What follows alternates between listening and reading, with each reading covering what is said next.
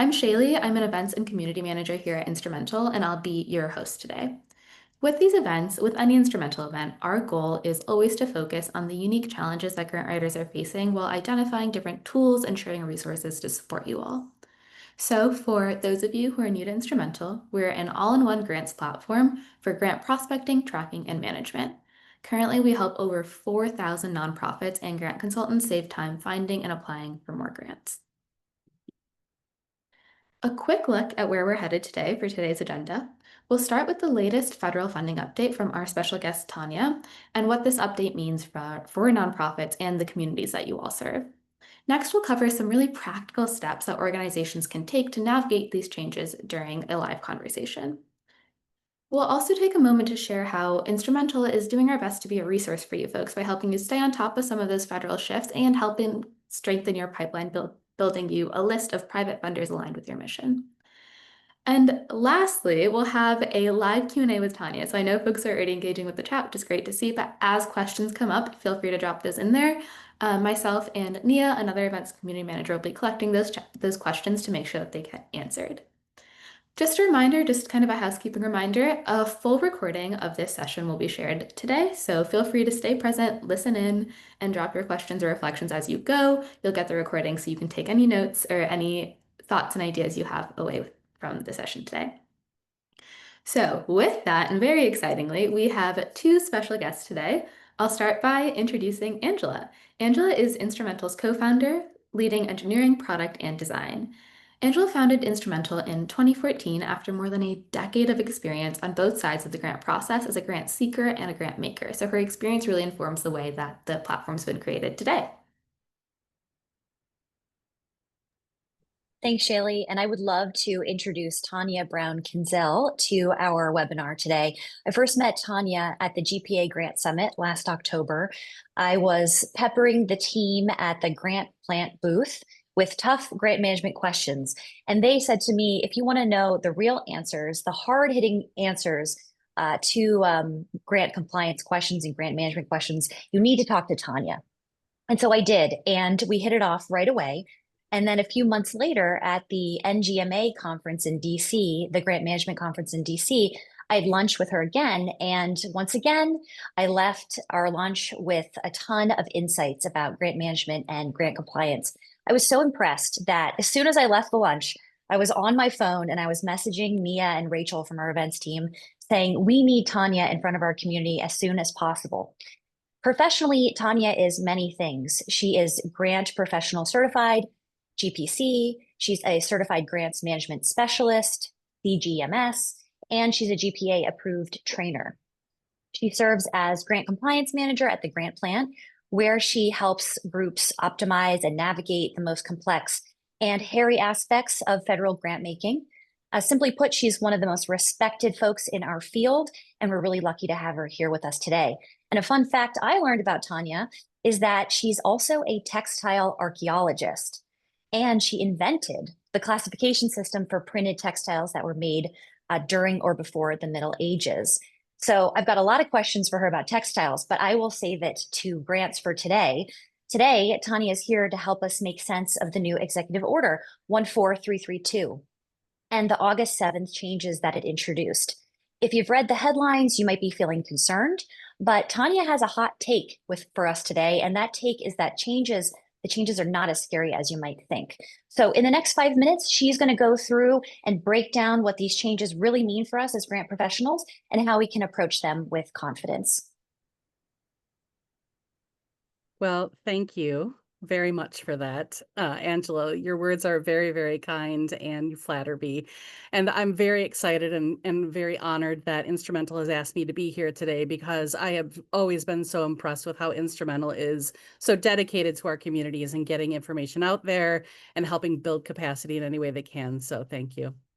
So what I'm going to do first is give you sort of the 5 general mandates or actions or general topic areas that are changed or impacted via this executive order that was released on August 7th.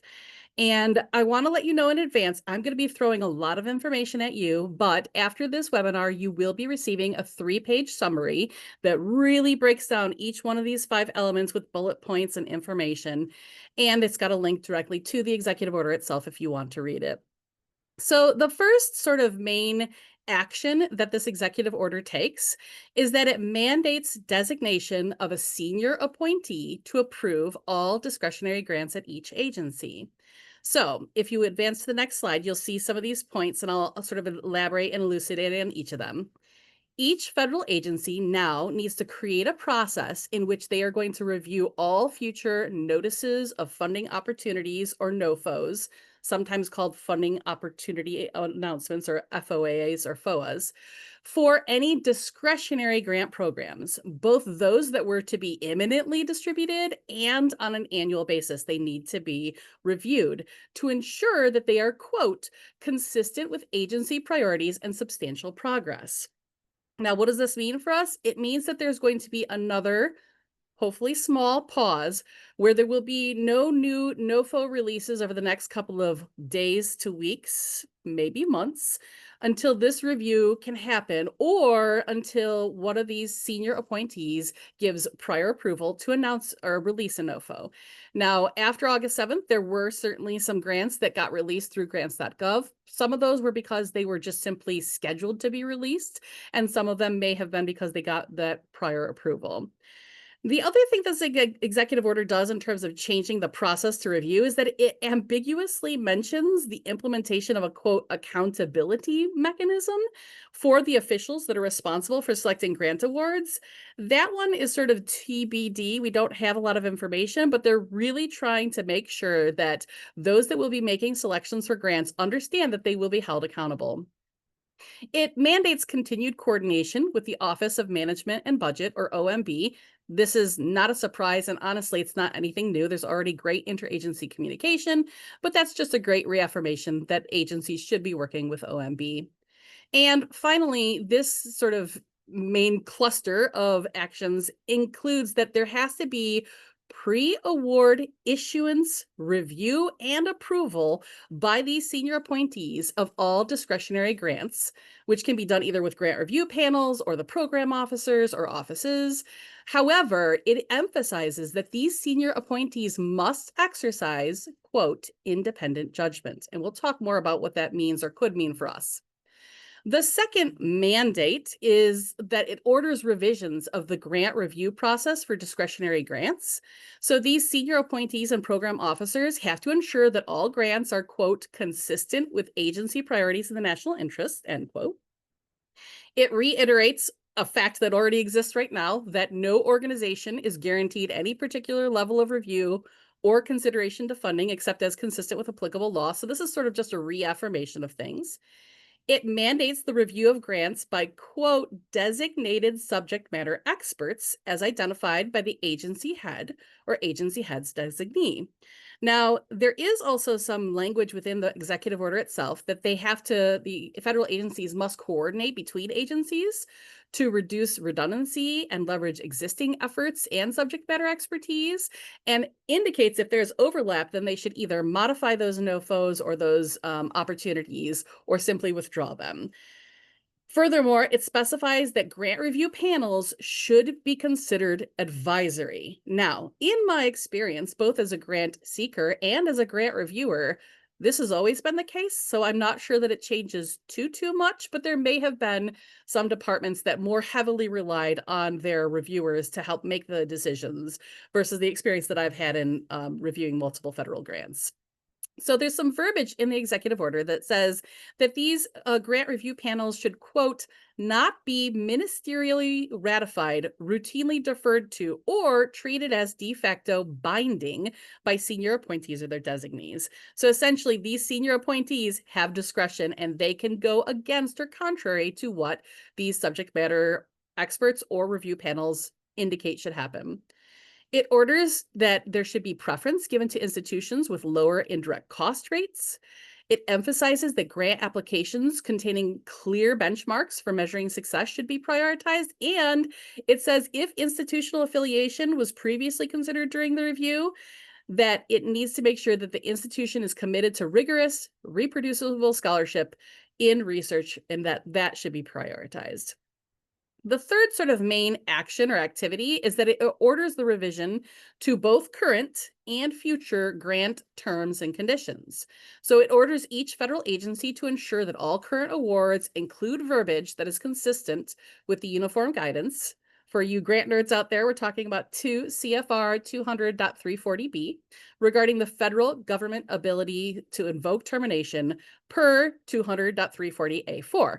And that is the well-known now clause that says that the federal award can terminate an award if the award no longer effectuates the program goals or agency priorities.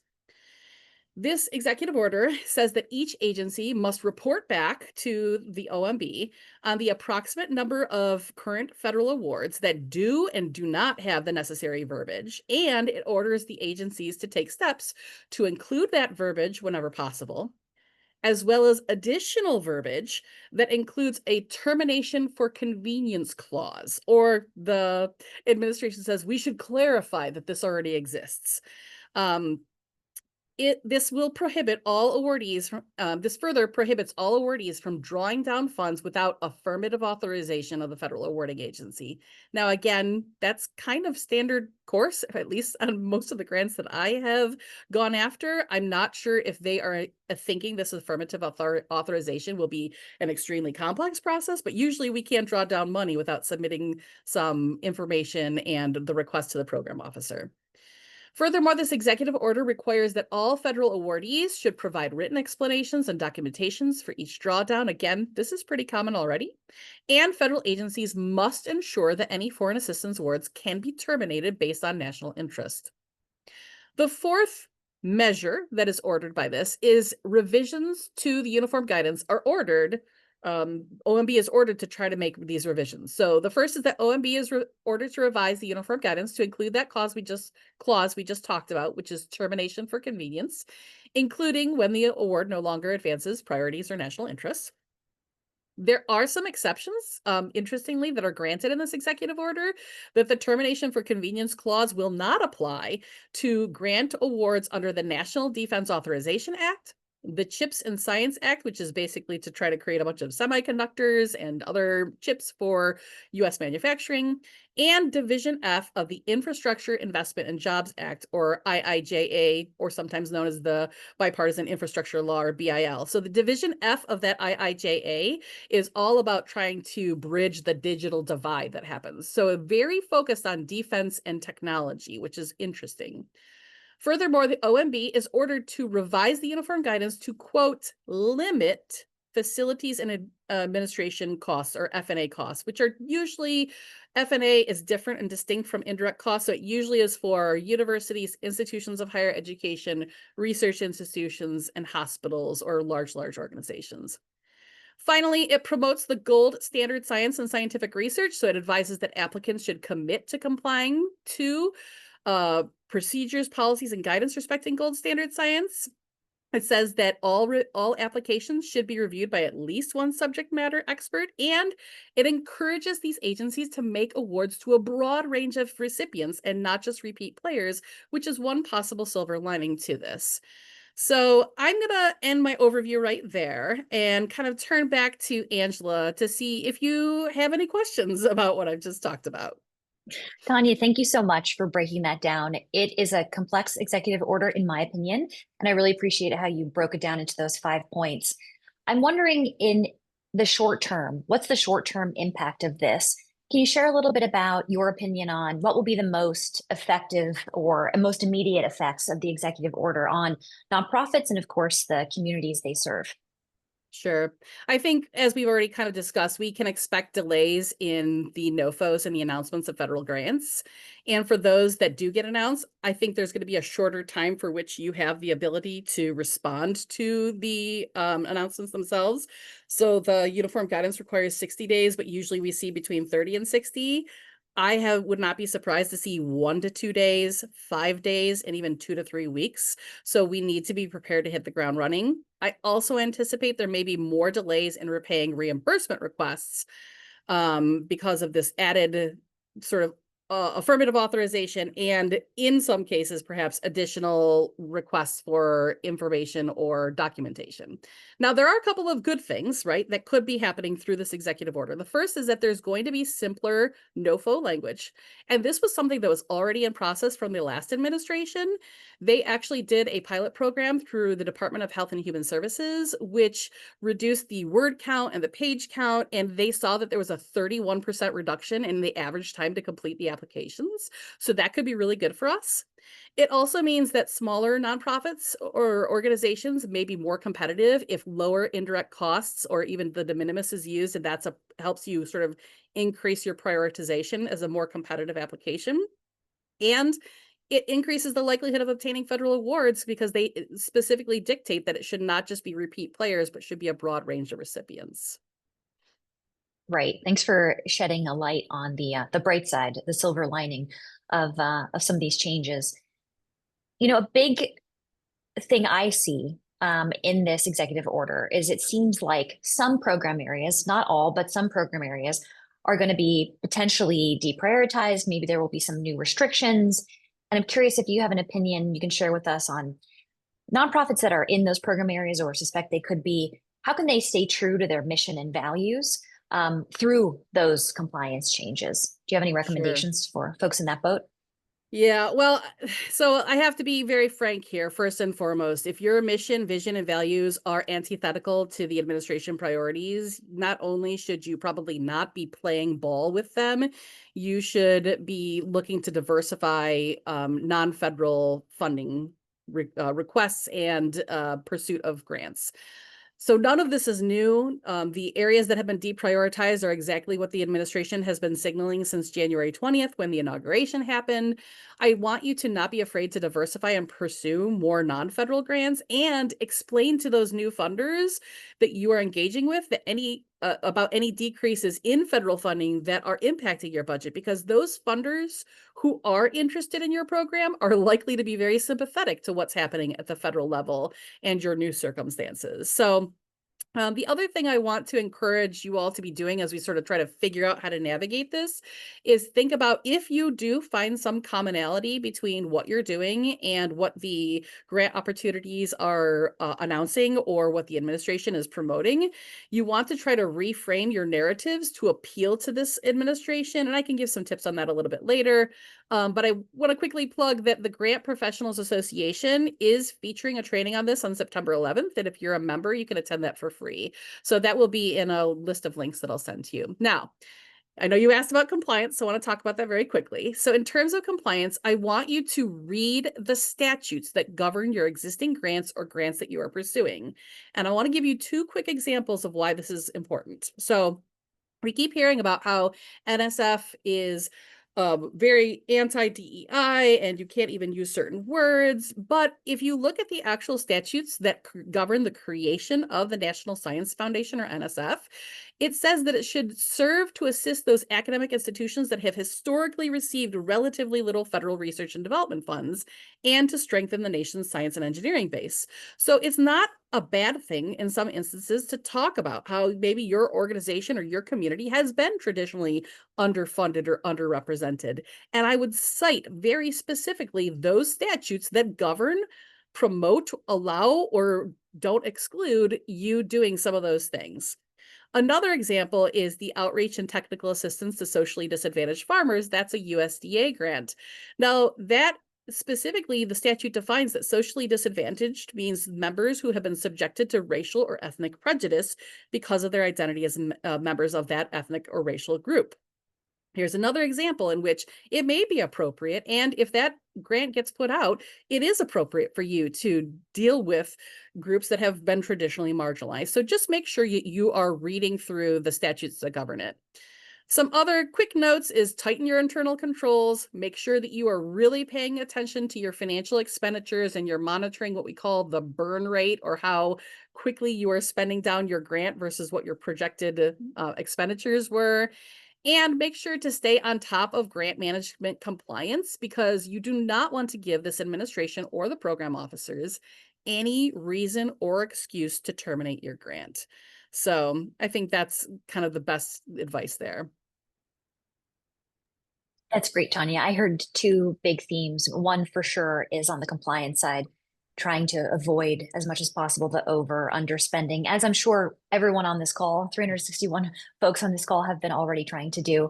And then the other is really reading the statutes. When I think about reading statutes, I think, ooh, that's going to be a lot of time spent. Yeah. I could definitely see a great use case for pulling up ChatGPT, putting in your statutes in there, and just asking those questions that you're most curious about. Of course, double check in the actual source materials itself.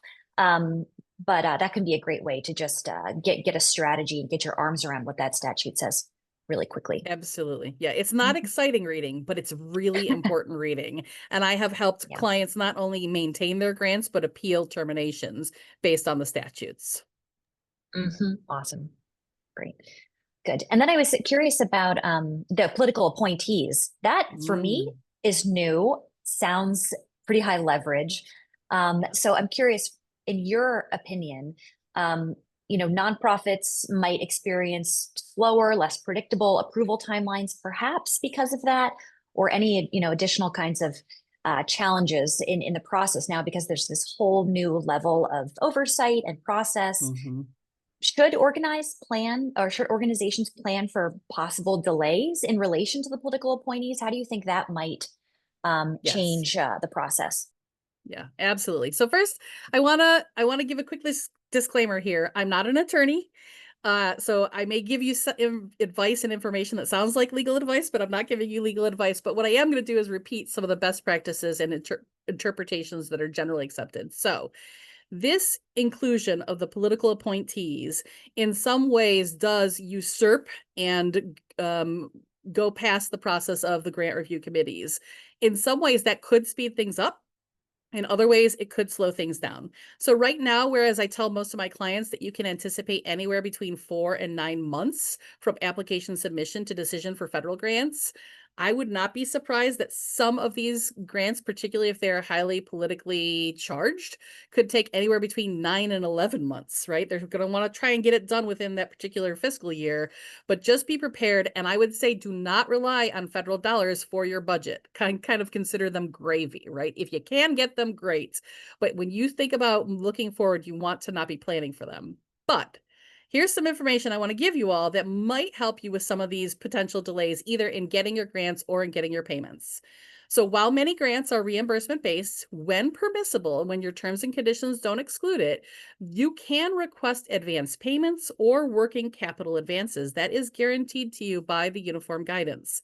Now, you might get some pushback from your program officers, but I want you to remember that this executive order, and basically all executive orders that are released by all presidents, uses generic terminology, which is like, this order shall be implemented consistent with applicable laws, or to the extent consistent with applicable laws. So they can't change laws or statutes or this code of federal regulations just with the executive order itself. So understand that the uniform guidance guarantees your right to ask for advances if you're eligible and you maintain the activities that you have to.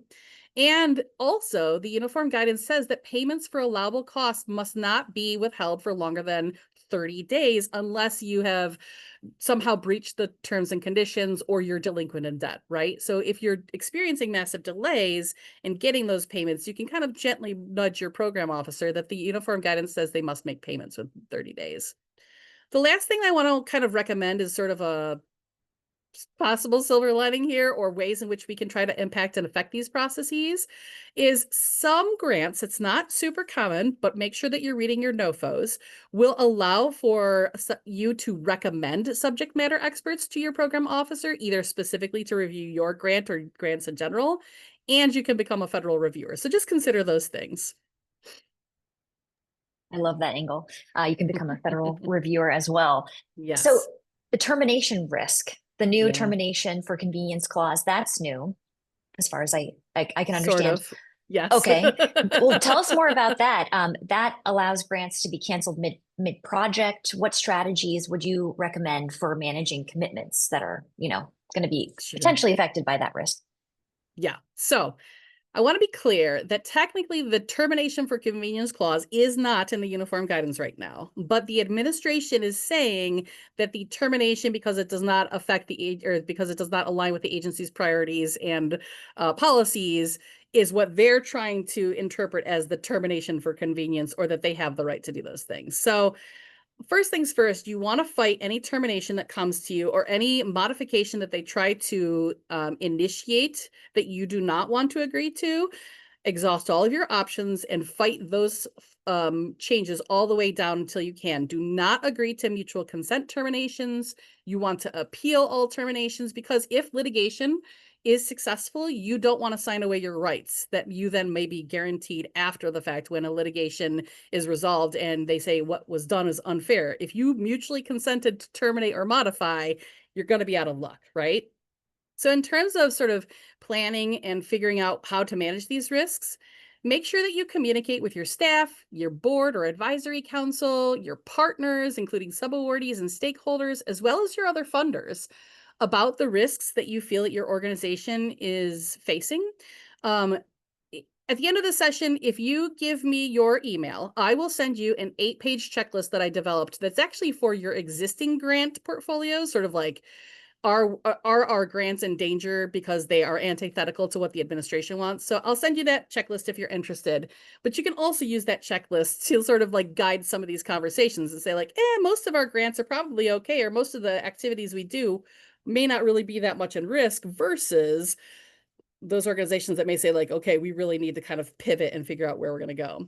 And then lastly, to protect yourselves, I want you to go back and ensure that all of your contracts include clauses that your subawards or vendor contracts may be canceled if your award is canceled to cover yourself, because you don't want to be stuck in a situation in which you've been canceled on, but you can't, unfortunately, sort of terminate your contract if that condition arises.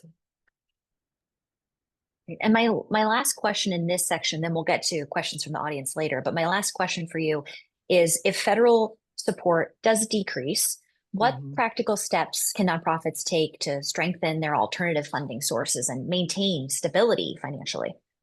Sure. So this is good practice in fund development in general. You want to diversify your funding and not just rely on grants, whether you rely on federal, state, or private sector grants. You want to look into state-based and private sector grants if you haven't already, or look to areas in which you can diversify. And that's one of the things that Instrumentl is great for, and one of the things that the grant plant is doing for our clients. You want to read the news and watch for any community-backed or even major donor initiatives. You've got these mega billionaires that are trying to step into this space. I will tell you a little secret that I'm hearing whispering of, which is that there is real conversations that are happening both at the state level, as well as, and this is across the US, as well as with private sector funders who are trying to figure out how they can introduce some micro lending, maybe revolving loan funds or gap lending, to help those agencies that might be in a pickle because either a grant was terminated or there's a massive delay. So watch for these things and be involved in your community so that when those things become available to you, you can be one of the first that can sort of step in and say, this could really benefit us. I also have been saying this for years, and not just with this administration. All organizations, nonprofit and otherwise, need to consider how their organization can become more self-sustaining through program income. So think about ways in which you can generate revenue, even if it's just a small sort of evergreen revenue stream. And lastly, sort of for worst case scenario, consider collaborations, mergers, and maybe even sharing back office functions with other organizations to reduce your expenses and fundraising burdens. But before we end this sort of section, I want to give a couple of positive silver linings that could happen, right? We've talked about the simpler NOFO language. That could be really beneficial to us.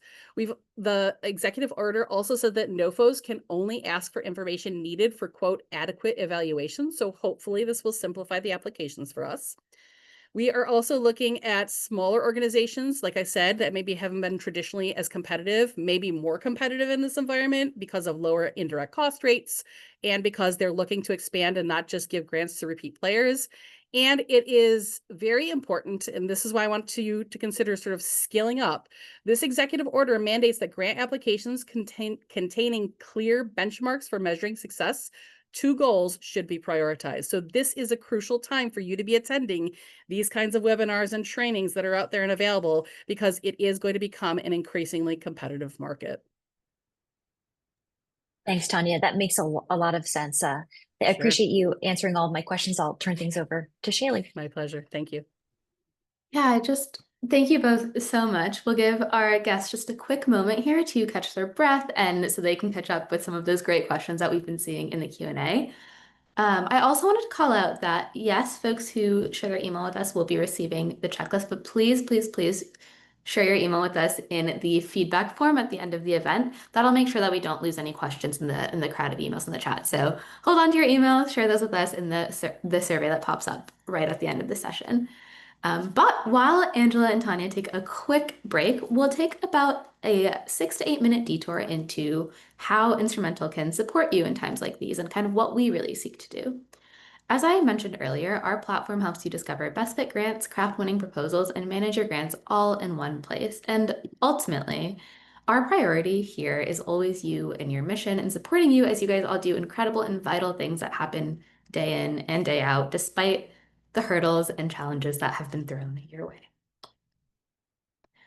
Ultimately, we're here to help you diversify your funding and stay on top of real-time updates to the grants that you're already tracking. So the first thing that I wanted to highlight is how we're navigating all of these changes in the Instrumentl database. First off, we have over 26,000 active grant opportunities on Instrumentl, and about 2,000 plus of those are federal grants. I want to give a major shout out to our entire grants team because we have folks that are dedicated day in and day out to making sure that our database has every grant that you could ever want and that each of these are up to date. As they navigate these kind of shifting federal grants, here are some of the things that they're noticing. They're getting those updates directly from grants.gov, and those updates, they're noticing that certain grants are being removed or shifted. So some opportunities are being taken down, stripped down, and then re-uploaded onto new pages, making them a little bit tougher to keep track of.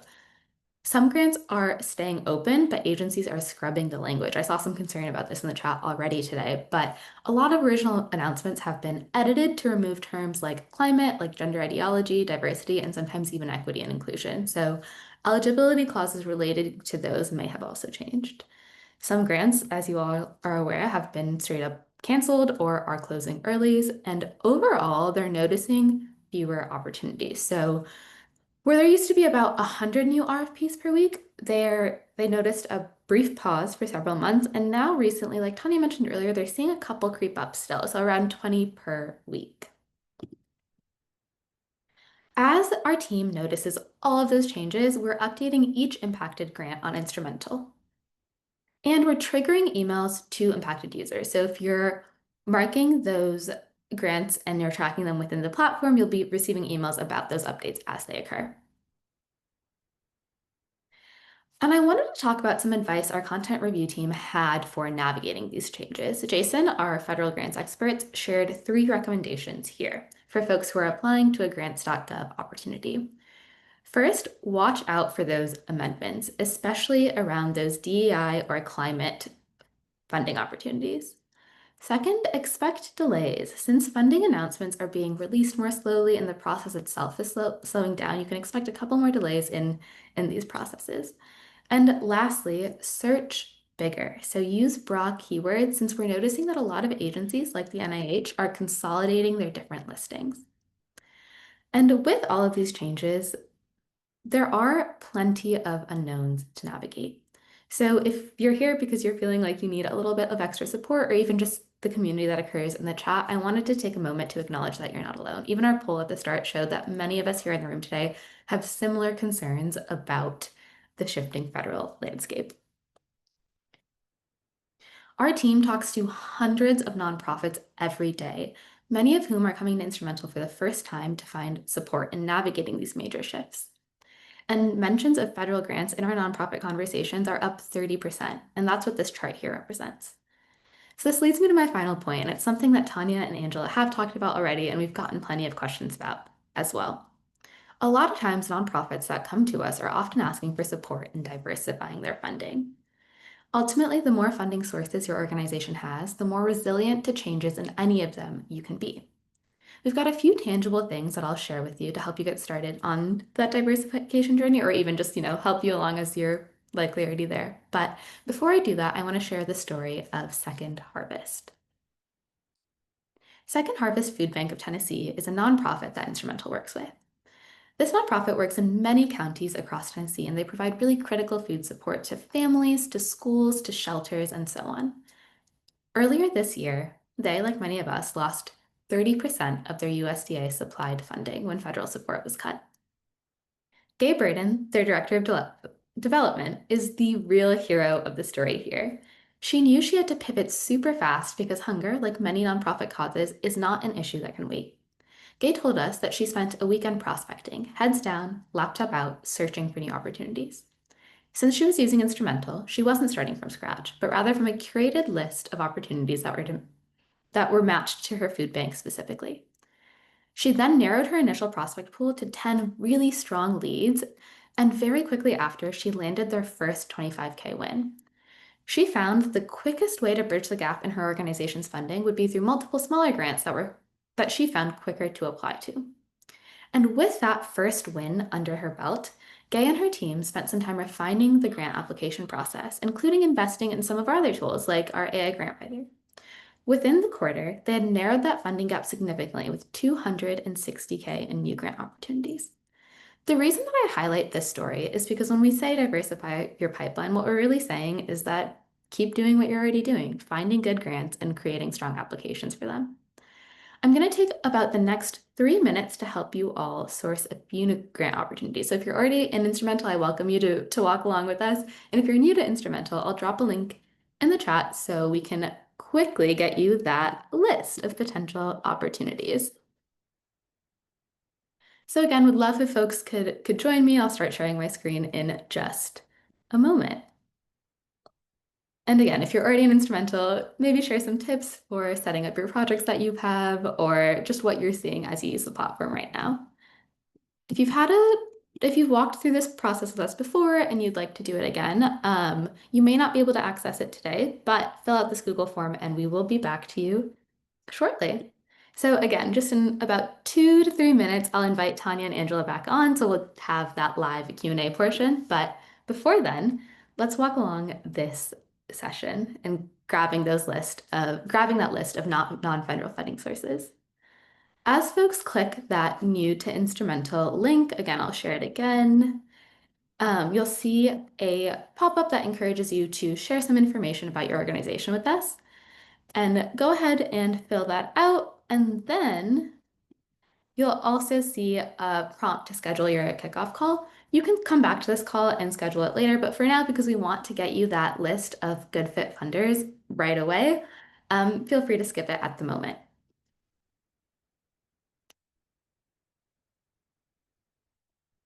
So as folks are following along with this sign up process, you're going to land on a page that looks like this. A project in Instrumentl is where you identify what exactly you're looking for funding for. So in my instance, I'm going to use a sample nonprofit called Across the Table, and we're looking to fund a community dinner project.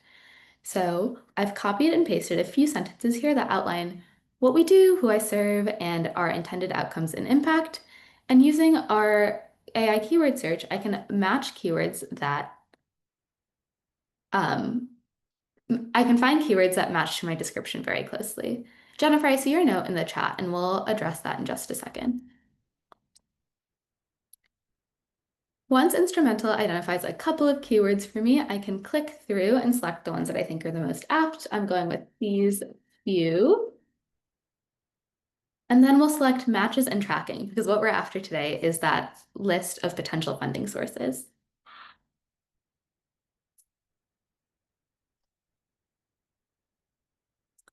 After you click next, you'll end up on a page where you're starting to provide a little bit more detail about the opportunities you're seeking. So currently I'm applying for matches as a nonprofit. I don't need to see grants specifically for faith-based projects.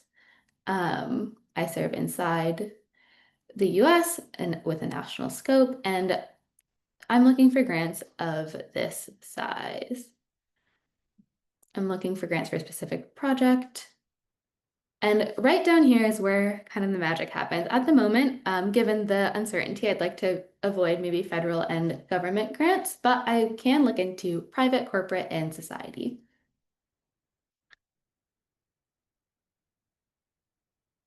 So once we click save and exit in just a couple of minutes, we're being matched to private opportunities that align with the information that we've shared with the platform.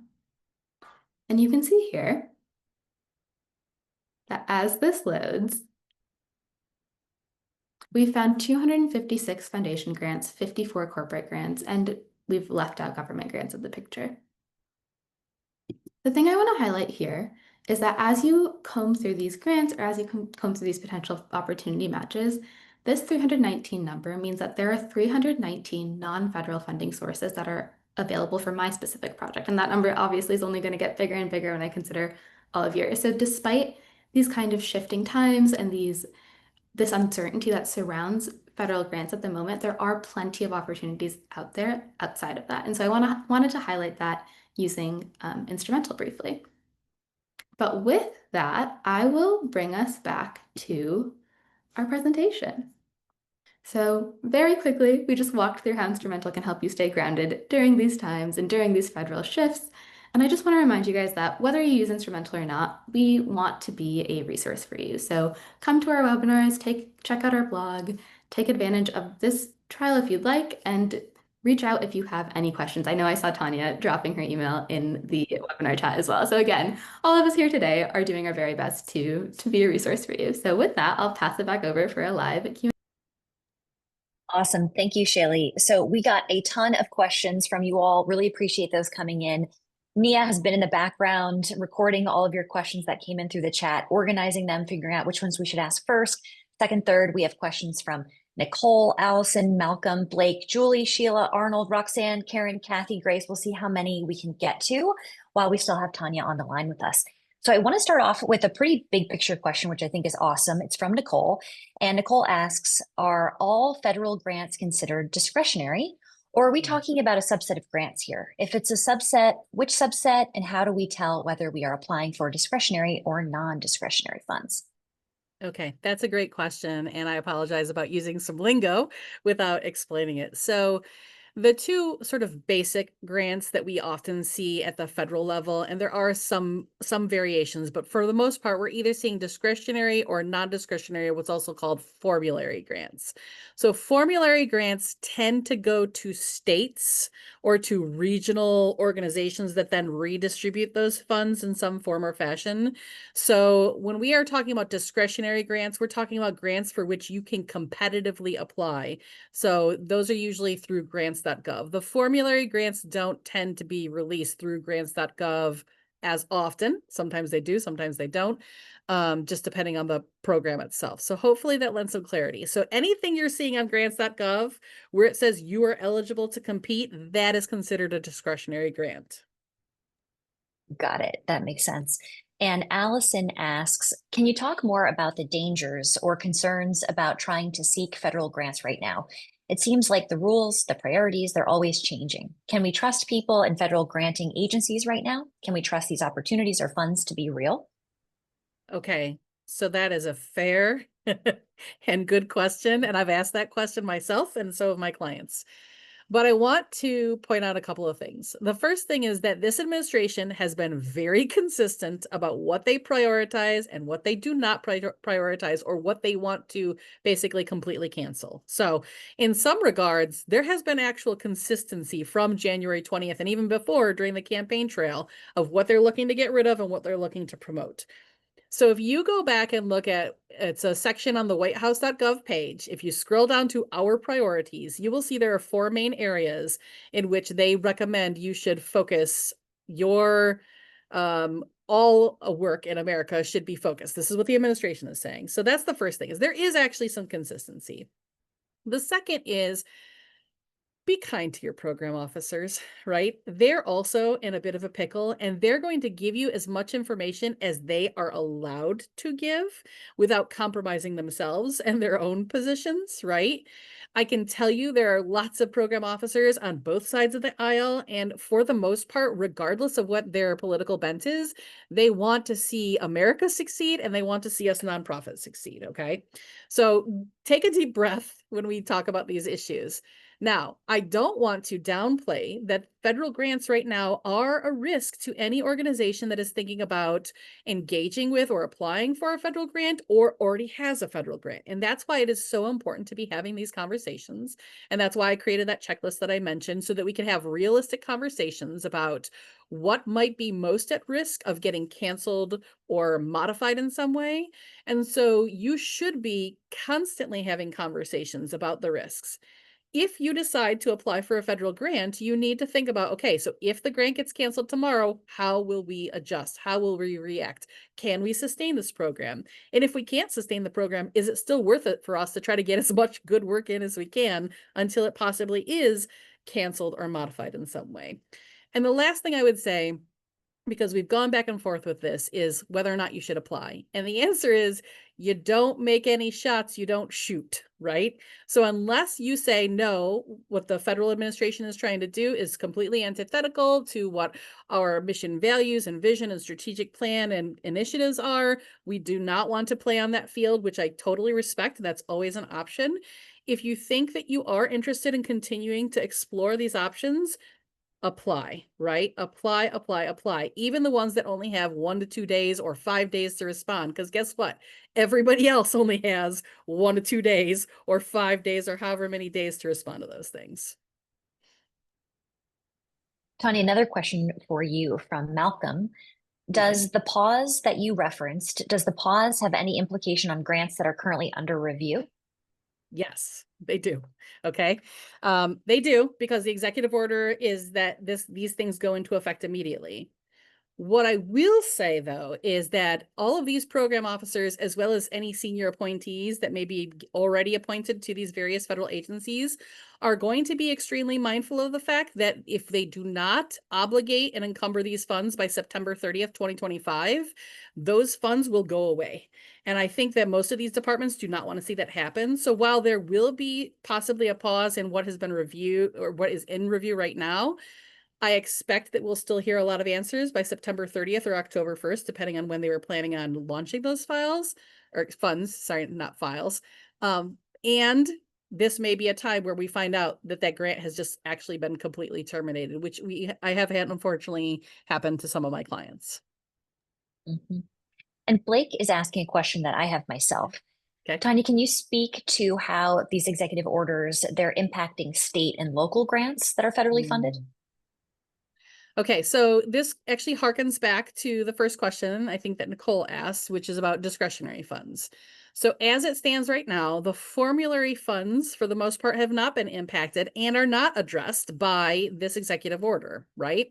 Now, that does not mean that politically and at the administrative level, there isn't a little bit of tug of war that is happening with which states should be getting how many funds. And that does tie into which states have lawsuits against the administration right now, right? But for the most part, they don't actually have a lot of ability to change the formulary funds. And when they do change or attempt to change or cancel grants to states, the states are fighting back with lawsuits. So while I can't say that there will be no interruptions at the the state level, I think that we are seeing less interruptions at the state level than we are at the sort of nonprofit or local government levels. And would you add anything to that about pass-through specific funding? Julie asks if you have any advice with pass-through funding. Yeah, so for those that don't understand what that means, pass-through funding is when the prime recipient, whether it's a state who is subawarding out to maybe local government organizations or agencies or nonprofit organizations or even institutions of higher education, they might subaward out, then the state is considered a pass-through entity. Or similarly, you could be a nonprofit organization that receives, that's actually the recipient of the grant, but perhaps you're working with another partner or partners and you are subawarding some of your funds out. So that makes you then a pass-through entity. So all of these changes, whether it's this executive order or previous executive orders, do in fact apply also to pass-through funding. And that's why I mentioned in the one sort of topic area where we talked about minimizing your risks is that you do want to look at your current subaward recipient agreements, as well as any vendor contracts that you might have, because if you have pass-through funding that is actively flowing through your organization or agency and your grant gets terminated, you want to be able to ensure that you can then go back to your subawardees or those to whom you're passing through funds and say, the grant unfortunately has been terminated, so now we need to terminate our sub-award partnership, as an example. I see. And question from Sheila, is there anything specific in executive order language that, beyond funded grant activities, prohibits org awardee activities outside of grant funds that may not be aligned with executive orders, such as orgs that have DEI committees outside of grant awarded programs, except that kind of thing?